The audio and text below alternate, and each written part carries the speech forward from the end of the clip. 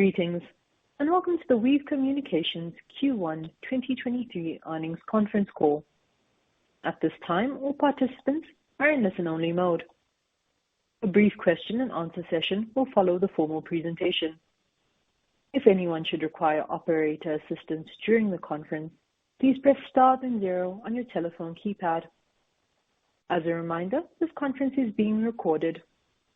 It is now my pleasure to introduce your host, Mark McReynolds, Head of Investor Relations. Over to you, sir. Thank you, Danae. Good afternoon, and thanks for joining us for our first quarter 2023 earnings conference call. Joining the call today are Brett White, CEO, and Alan Taylor, CFO. Brett will open the call with an overview of WEAV's performance, and Alan will discuss our financial results in more detail. After the prepared remarks, we'll take questions. Today's discussion contains forward-looking statements that represent our beliefs or expectations about future events. All forward-looking statements involve risks and uncertainties that could cause the actual results to differ materially from the forward-looking statements. Please refer to the cautionary language in the earnings release and in WEAV's filings with the Securities and Exchange Commission, including our most recent Form 10-K and 10-Q, for additional information concerning factors that could cause actual results to differ materially from the forward-looking statements. We'll also discuss financial measures that do not conform with generally accepted accounting principles. For the sake of clarity, unless otherwise noted, all numbers we talk about today will be on a non-GAAP basis. Information may be calculated differently than similar non-GAAP data presented by other companies. A reconciliation between these GAAP and non-GAAP financial measures is included in our earnings press release, which can be found on our investor relations website at investors.getweav.com. And with that, I'll turn the call over to Brett. Thank you, Mark. Good afternoon, and thank you all for joining us today. I'll start my remarks by sharing the highlights from the quarter and then follow with a broader company update. I'm very pleased to share that we kicked off the year with strong results. Our total revenue for Q1 was $39.6 million, representing 19% year-over-year growth and above the high end of our guidance for the quarter. Q1 was an important milestone for us, as this was the first quarter in which the year-over-year revenue growth rate increased sequentially since 2019. This growth was driven by strong demand for our platform and our growing customer base. In Q1, we also continued to make significant progress toward our profitability goals. Our gross margin for the quarter was 67.6%, up 850 basis points from 59.1% in Q1 2022, and up 90 basis points from last quarter. Additionally, we reduced our operating loss to 10% of revenue from a loss of 30% of revenue 1 year ago. Our Q1 adjusted EBITDA loss was 5% of revenue, compared to 27% of revenue last year. Our operating loss for the quarter was $4 million, a 60% improvement over last year, and $1 million above the midpoint of the guidance that we gave in February. In last quarter's earnings call, we shared that we built our plan for 2023 to accelerate our revenue growth and our path to profitability, with the goal of being free cash flow positive by the end of 2023. We are pleased to report that through revenue overachievement and continued operational improvements, for the first time in the company's history, we delivered positive free cash flow in the amount of $587,000 in Q1. I'm proud of the WEAV team's intense focus on serving our customers and delivering these excellent results. As these results clearly demonstrate, we are making progress in delivering on this large opportunity, and our business model enables us to deliver a combination of strong revenue growth and improving profitability. I'd like to provide additional color on our top-line growth for Q1. In our last earnings call, we shared with you that we experienced improved sales momentum in the third and fourth quarters of last year. We are pleased to report that momentum continued into Q1, with both the number of new customers sold and the average sales price for new customers increasing over Q4 of last year. Both our digital marketing and our event channel results improved sequentially in Q1 as well. Historically, in-person industry events have been one of our most important sources of new business growth. In Q1, we doubled the amount of in-person event sales compared to the first quarter of 2022, despite attending slightly fewer events.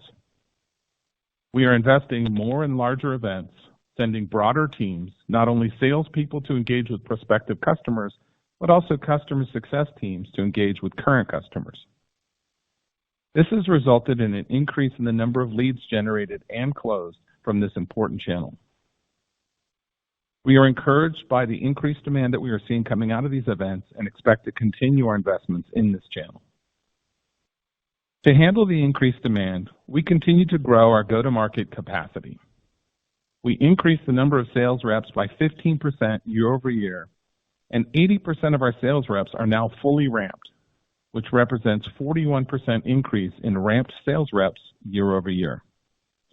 Our overperformance also enabled us to accelerate several additional go-to-market initiatives in the quarter. Turning to payments. Our payments offering enables our customers to collect their fees faster and with less effort and administrative burden. Our solution streamlines the billings workflow, and we continue to see increased adoption across our customer base. We are encouraged by the trends that we are seeing in the payments data. For example, payments volume per location in Q1 was up over 10% year over year, which speaks to the health of the industries and individual customers that we serve. We announced in March that we signed a multi-year agreement to extend and deepen our partnership with Stripe as our payments processing partner. As part of this agreement, our customers will have access to more Stripe platform, and we plan to leverage additional features later this year as we endeavor to expand our payments offering for our customers. On the new product front, we launched bulk texting on our platform in Q1, which is one of the most requested features by our customers. Bulk texting gives our customers the ability to send a single text message to thousands of their patients at once and helps improve efficiency and boost revenue for practices by engaging more patients with personalized and targeted text messages with much less administrative burden on the practice staff. Text messages have more than a 99% open rate, with 90% of messages being read within the first 3 minutes of being received. An appointment vacancy can cost a practice up to $200 per occurrence if left unfilled, and bulk texting allows our customers to quickly engage patients that are due for an appointment, increase bookings for the practice, and keep their schedules full. Earlier this week, we also announced Response Assistant, which is a major enhancement to WEAV reviews. Reviews are very important for healthcare practices, as more than half of patients look at online reviews before scheduling an appointment. Response Assistant is our first AI-driven feature, and it allows our customers to use AI to draft a thoughtful and personalized response to a patient review in just seconds with one click. The users can then edit the reply before submitting if desired, increasing the personalization of the response and improving response time as they manage their critical online reputation. Our focus on innovative automation has been a core strength since our founding, and we intend to continue leveraging AI to make patient communication and engagement easier and more effective for our customers. WEAV continues to receive positive recognition and validation from our customers that our platform delivers best-in-class communications and engagement results. In Q1, we were named a leader in 5 different categories in G2's 2023 Spring Report. Recognition in the list is based on customer reviews and highlights the best software products for small healthcare businesses. In addition to being named a leader in multiple categories, our platform was also recognized for its return on investment, being named Best Results in Patient Engagement Software among small businesses. We will continue to listen to our customers to ensure that we are providing an excellent experience and delivering requested feature improvements. In last quarter's earnings call, we introduced the concept of a boomerang customer, one who leaves WEAV for a competitive solution only to come back a short time later. In Q1, we saw this customer category accelerate, and we counted 45 new boomerang customers in Q1 alone, compared to approximately 100 in all of 2022, We believe this trend provides another data point and further validates the breadth and value delivered by the WEAV solution. Lastly, I'm excited to announce that we have added a key member to our executive leadership team. We announced earlier this week that Marcus Bertelsen has joined WEAV as our first ever Chief Strategy and Services Officer, leading our strategy, onboarding, customer support, and customer success teams. Marcus has nearly 2 decades of revenue growth and strategy experience. Before joining WEAV, he served as the Senior Vice President of Revenue and Strategy at Thumbtack, a home services management platform for the small medium business, where he successfully led and scaled global revenue, strategy, and customer-facing teams serving their over 100,000 SMB customers. Prior to Thumbtack, Marcus was with McKinsey & Company, where he collaborated with numerous Fortune 100 clients and specialized in growth strategy, innovation, and company transformations. We are excited to leverage Marcus's experience to seize upon the vast opportunities that we have in front of us. In conclusion, we are very pleased to be off to a great start for 2023. Our customers are the North Star in every decision that we make, and I'd like to thank them for their continued trust in WEAV, enabling us to grow together.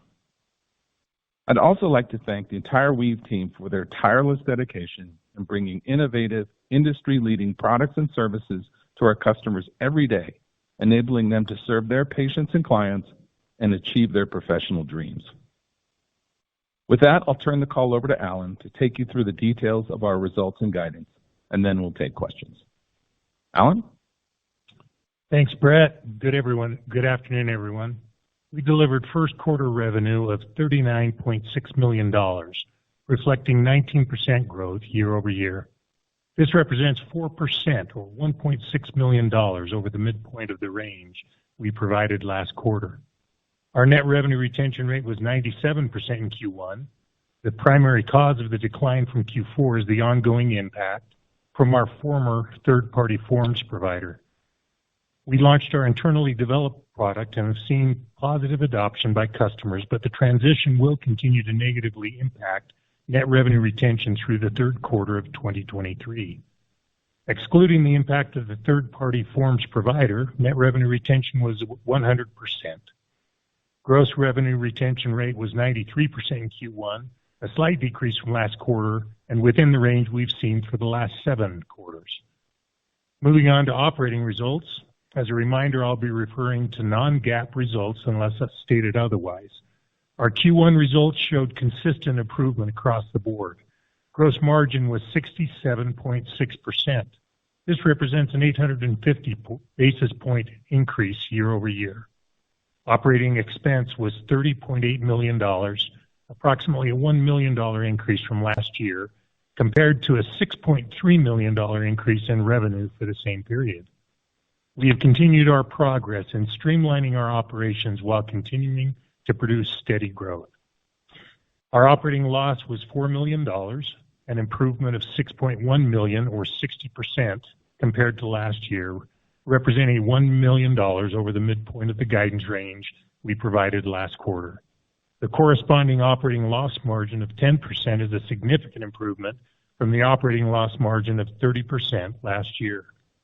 Our net loss was $3.3 million or 5 cents per share in the first quarter based on 66 million weighted average shares outstanding.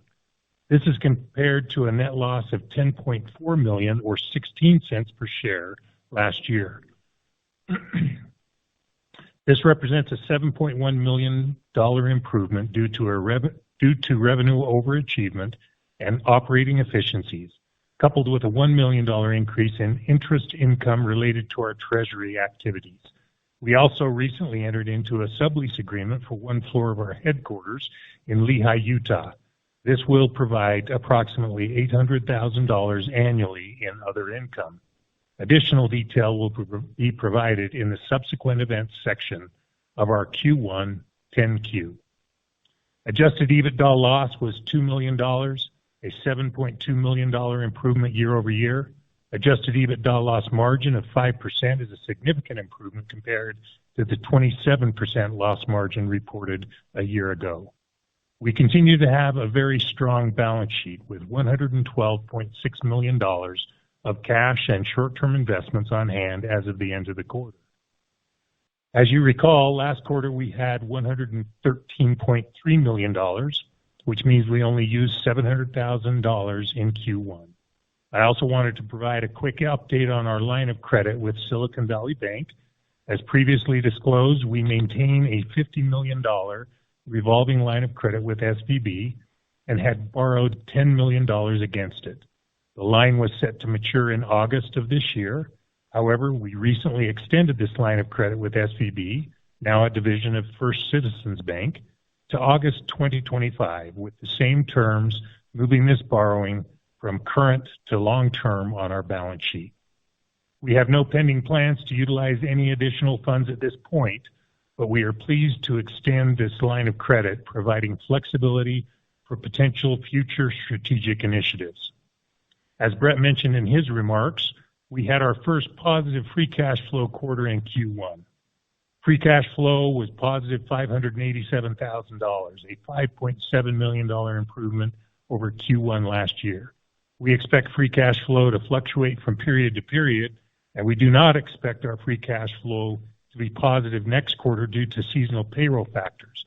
However, we do reiterate our commitment to achieving free cash flow exiting the year. Turning now to our guidance.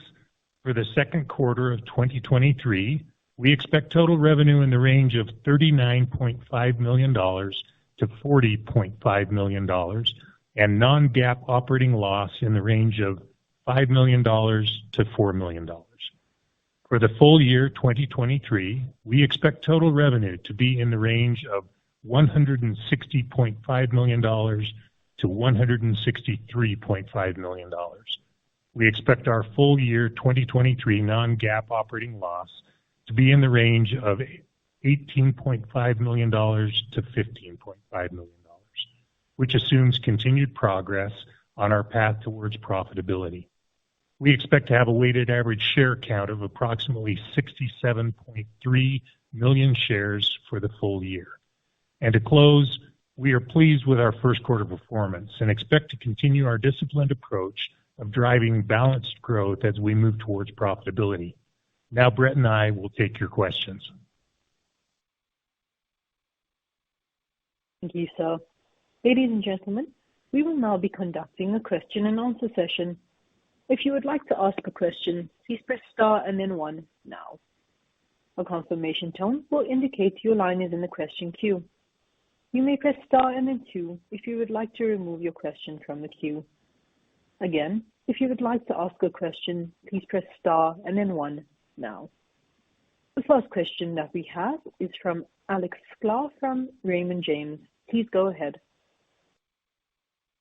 Great, thank you. Brett, I want to start off asking for just an update on the multi-location opportunity. Can you just give us an update where the product stands today in terms of ability to address the multi-location? And I know you've been making some significant go-to-market investments there as well. Have you started seeing that in the numbers at all, driving the success this quarter? Thanks. Sure. So as the product suite as it currently stands can absolutely support multi-location offices. We have a significant number of multi-location offices on the platform using it successfully. I think our next step is kind of a major push into the multi-location domain and going after larger DSOs. And there's a few things that we still want to do to the product just to make it a little bit easier to use from a centralized kind of command and control perspective, and then some functionality around phone routing and things like that. So look for that to come in the second half, but Q1 was pretty consistent with prior quarters on number of multi-accounts landed. Okay, great color. And then can you elaborate a little bit more? I don't know, Alan or Brett, who wants to take this one up. You referenced higher ASPs in the prepared remarks. I think you've always kind of had a larger land model versus kind of land and expand. But did anything change this quarter in terms of just overall pricing or lack of discounting or initial attach rates of some of the add-on products? I'm curious more behind that comment. Thanks. Sure. I'll start and I'll give my perspective. I think the biggest drivers are one, we've moved to a bundled solution where we offer now 3 bundles that can be sold and purchased by our prospect. So that has definitely helped the ASP. And then also, as our sales teams get more ramped, get more experienced, they're better qualified, better capable of meeting the customer's needs and helping them make the right choice. So I think the combination of higher quality marketing, more targeted marketing, higher performing sales teams, and then just the bundle strategy, all those things together are moving the ASP up a bit. Okay, great. Thank you very much. I would add to that. Sorry. I would just add to that the product confidence just on the sales team side, given the boomerangs that we're seeing, they're able to just hold the line on the pricing just because of the quality of the experience our product offers versus competitors. That's great added color. Thank you both. Thank you. The next question we have is from Matt Stotler from William Blair. Please go ahead. Hey guys, this is Alex Bastian for Matt. Thanks for taking our questions. Just a couple quick ones for me. So maybe if we could start with the go-to-market transition. Thanks for some of the color on that. Maybe if you could just touch on when you expect that to be fully ramped and any implications that we might see for future period growth. Sure. So, on a weighted basis, I would not expect us to really ever be more than, kind of 80% or maybe 90% ramped, because now we're actually adding new reps just due to the demand we're seeing. And so we will always have a cohort of reps that are in the ramping phase. So I think on percentage ramp, we'll probably get to 80-90% and just continue to grow from there. We're adding new account executives, new sales reps now in Q1, and expect to continue to add them as long as demand continues to grow as we're seeing it. So we're pretty excited about that. And we just measure it very, very carefully. We look at results daily and weekly, and we make our hiring decisions based on it. So hopefully, if kind of growth and demand continues, we will always be adding go-to-market capacity. Got it. Awesome. Well, thank you for that. And then just one more from me, maybe as a broader question. Can you talk about any of your updated observations you have on the current macroeconomic environment and any updated observations regarding demand, spend behavior, usage patterns, et cetera? Yeah. So the data that we're seeing, we shared one data point in our prepared remarks that average volume per location is up 10% year over year. So that is terrific to see. So that says that our existing customer base, their business is growing. So that's terrific to see. As far as the demand environment, sales cycles, really no change there. They've been pretty consistent the last couple quarters.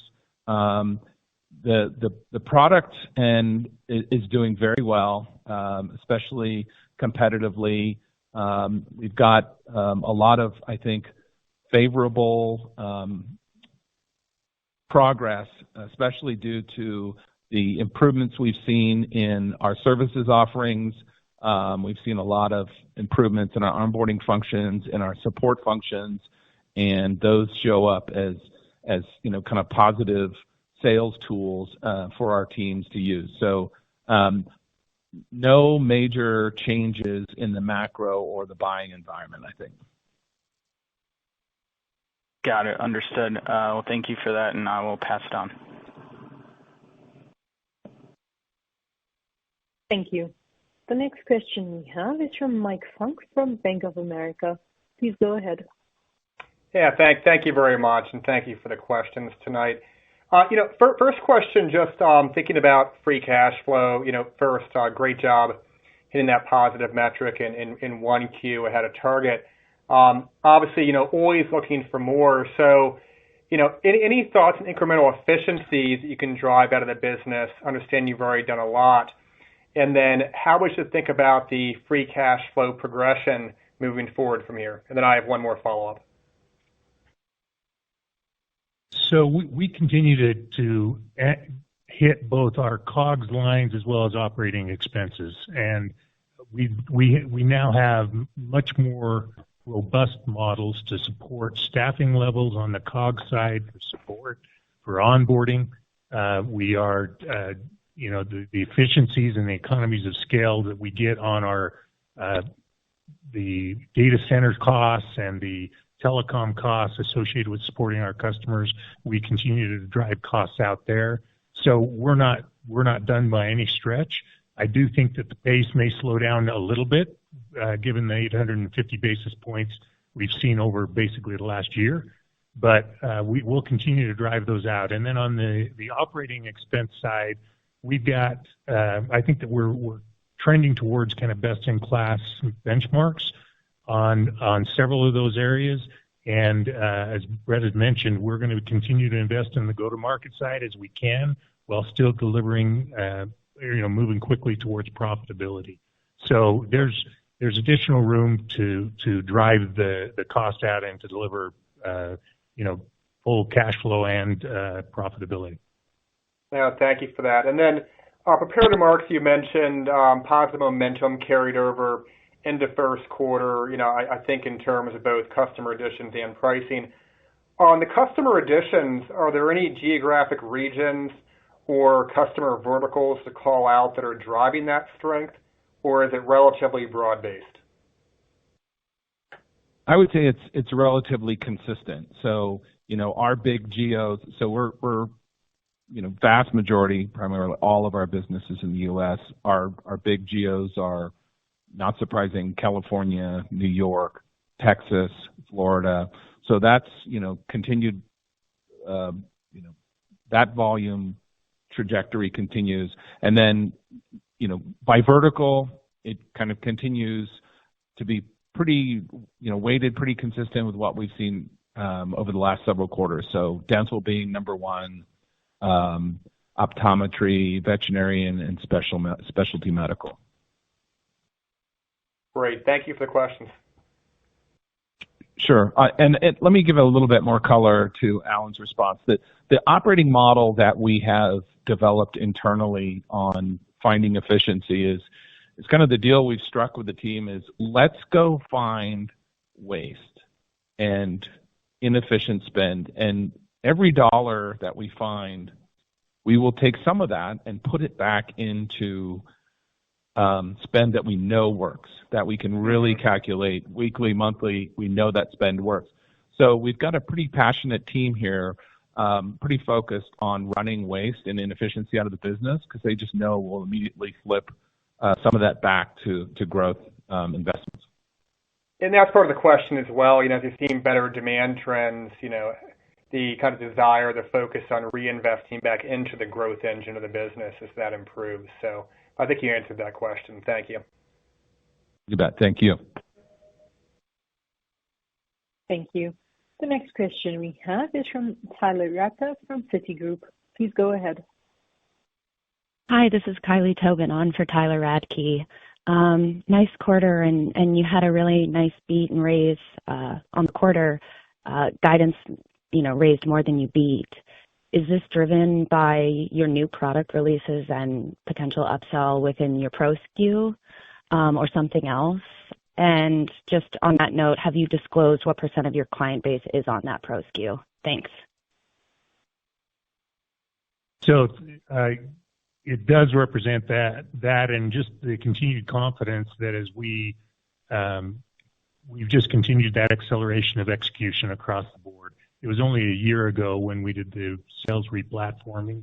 We now have got that dialed in, and even though we're fully ramped, we will still see some additional efficiencies as we continue forward. That's a pattern that we've seen in the past with some of our more seasoned reps. And so we'll see both the product enhancements that will be coming forward and the just performance of the sales team. So, and remind me the second part of your question. Yeah, sure. It was just if you've disclosed what % of your client base is on that Pro SKU. Yeah, just we haven't described the percentage. Suffice it to say that we land very heavy on the WEAV Elite bundle is what we're calling it now, or in the past it's a WEAV Plus with premium features. And the vast majority of our customers usually land on that package. Okay, great. Thank you. And just one more. Is your newly launched response assistant solution, is that leveraging generative AI LLMs? And is this something that would just be available in that Pro SKU? And just on that note, would love to hear more about the opportunities you feel like you have within the pricing and packaging as you continue to add these new features. Thanks. Yeah, I'll start and then Brett can add in. But yes, the answer is yes, it is using the LLM generative AI. I think this introduction of Response Assistant on the reviews is just the beginning. There are so many things that can be done with respect to chat, appointment and appointment scheduling, and responses. The AI is all the rage, as you know, and this really represents something that can take a significant burden out of people, making them able to edit instead of create and personalize information. So that gives them much more efficient way of really personalizing and engaging directly with each customer.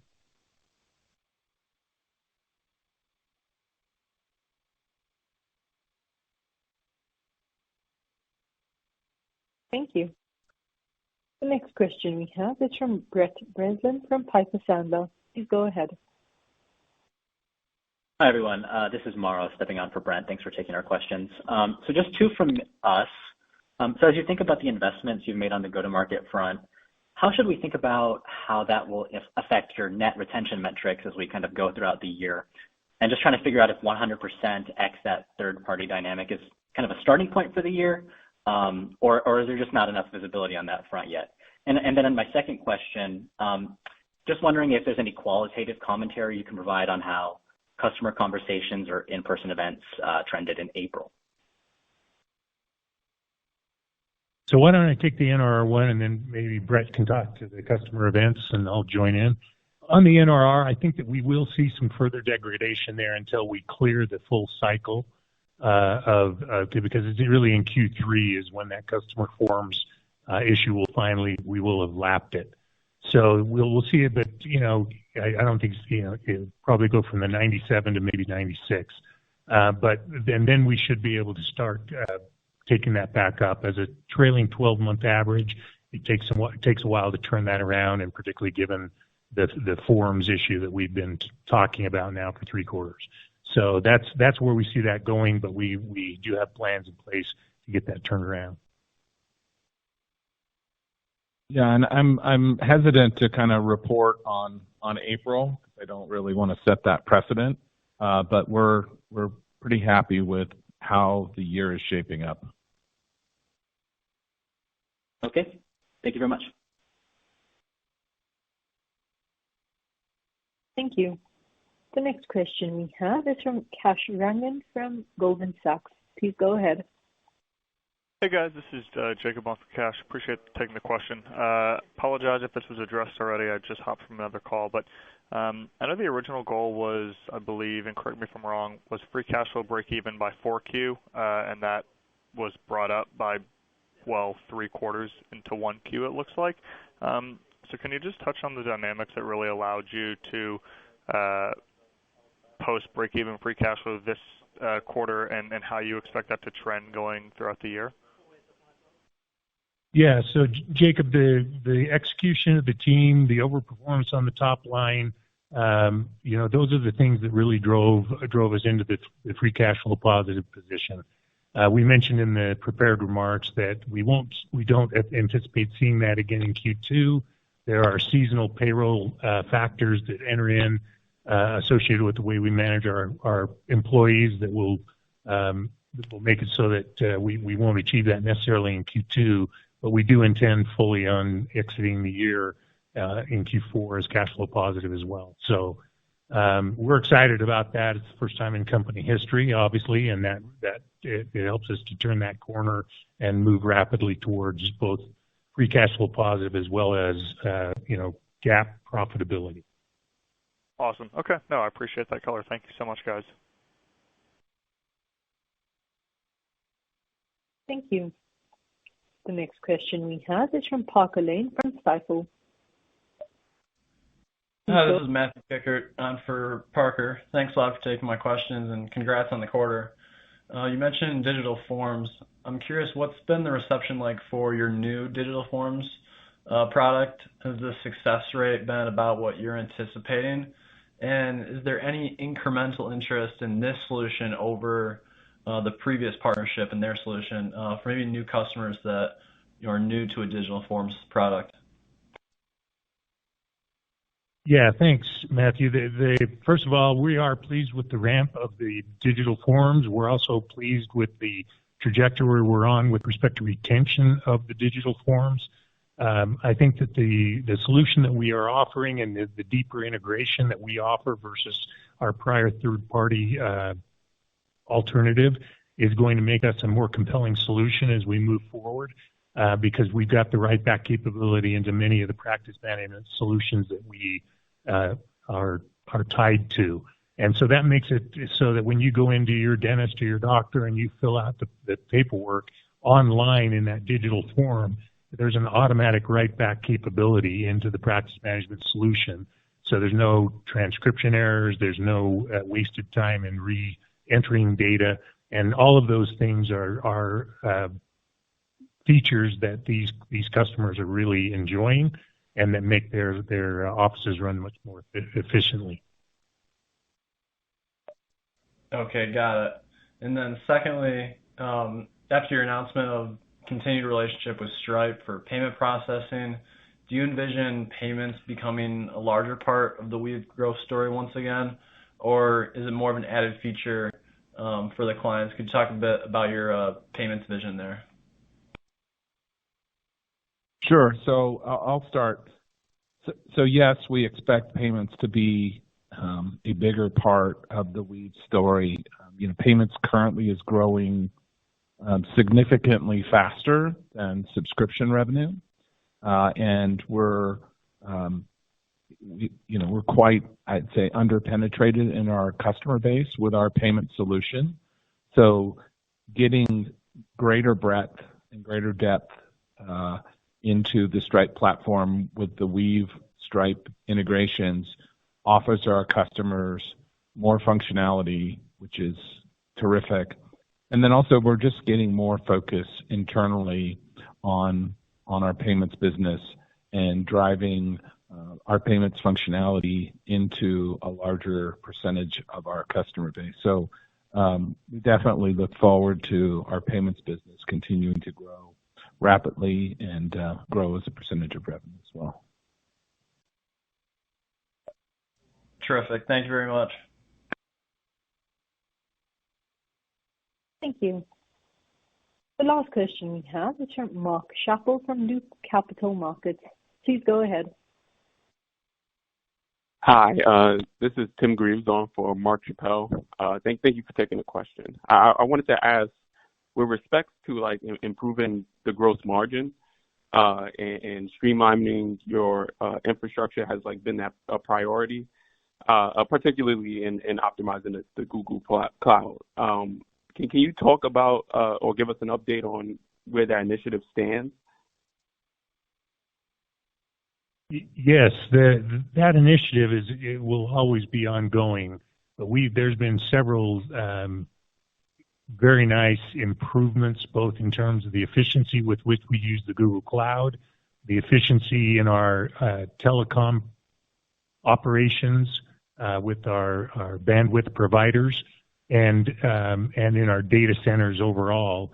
The engineering team is focused on this. As Brett mentioned, the energy around the whole team really looking for opportunities to drive out the waste is really what we're after. So everyone is really looking at this on the support side and onboarding side. We've got teams that are engaged, that are creative, that are really putting in the work to make sure that we're able to leverage our the cost basis we're already at and provide the services to our customers, all while driving higher CSAT scores over the last 6 to 8 months. And so all of those things are coming together and will continue to be a focus in driving the most, efficient process we can for both attracting customers, getting them on board, and then servicing them. Okay, great. Thank you. Thank you. Ladies and gentlemen, that concludes the question and answer session. Thank you for joining us today. You may now disconnect your lines.